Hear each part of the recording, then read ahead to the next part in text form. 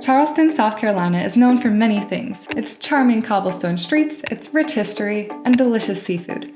But did you know that Charleston is also home to a large population of alligators? That's right, these fearsome reptiles can be found lurking in the lowcountry waterways and marshes, just waiting to be discovered by curious tourists and locals alike. I'm just kidding. While alligators do live here, and about 100,000 of them according to South Carolina's Department of Natural Resources, I wanted to make this video to address and hopefully ease people's concerns about alligators affecting their daily life and safety. Some of my clients moving here from places with no alligators have been worried.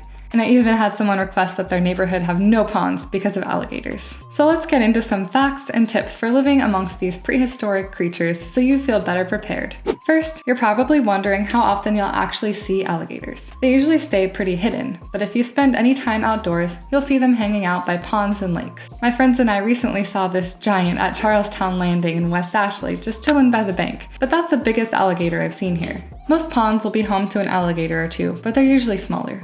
According to DNR, all of South Carolina's gators live in the eastern lowland half of the state, where they inhabit marshes, lakes, rivers, and frequently golf courses. They can tolerate saltwater, temporarily, but live in freshwater, which is why Lake Marion, South Carolina's largest lake, is home to the largest population of alligators among all the state's lakes. There has been an increase in media attention and worry after a 75-year-old man was killed by an alligator in Myrtle Beach recently. However, attacks are not a common occurrence in Charleston. Since 2000, there have been about 17 alligator attacks, 6 of those being fatal, from alligators in South Carolina. So you're more likely to get struck by lightning and way more likely to be hit by a car. While gators are certainly dangerous predators, they generally keep to themselves and avoid human interaction.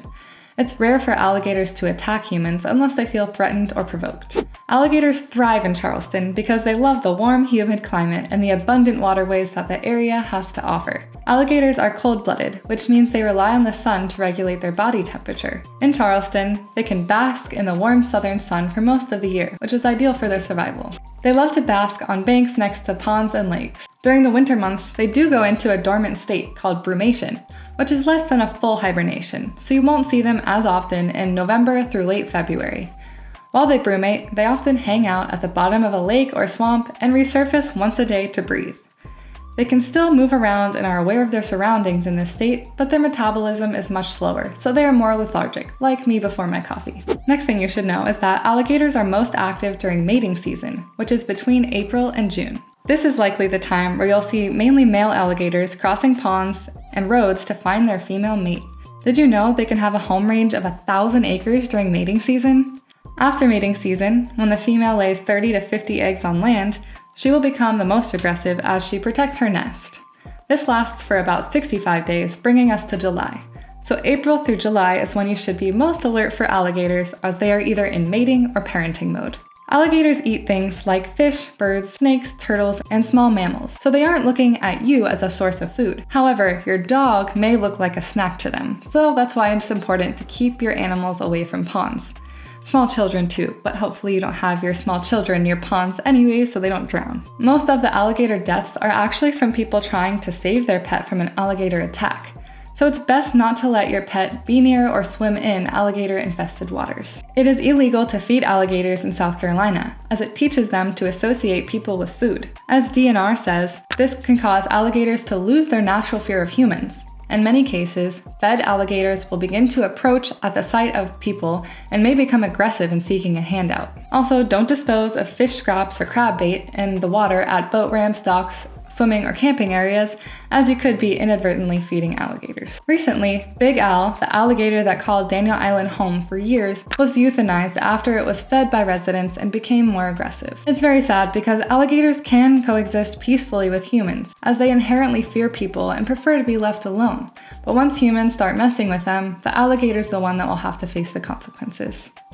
Although there are fines and jail time for feeding alligators. Next is you should also avoid swimming in waters where alligators are known to live, especially in the evening. Alligators are more active during the night, so try not to swim or play in the water between dusk and dawn in areas with alligators. Higher levels of human activity found in designated swimming areas typically make alligators keep their distance anyway, so aim to swim in these areas. Next thing is that gators can move really fast on land, but only for short bursts. So if you have a run-in with an alligator, the best thing you can do is run away in a straight line for 20 to 30 feet, as they usually tire out before then. They're not made for running after prey, and don't normally try to run after people. If an alligator hisses, it's a warning that you are too close and you should step away. Alligators have an incredible homing ability, which is why they are killed and not relocated. It's actually state law in South Carolina that it's illegal for an alligator to be relocated. However, if an alligator is in a place where it cannot reasonably be expected to get back to water without posing a risk to itself or others,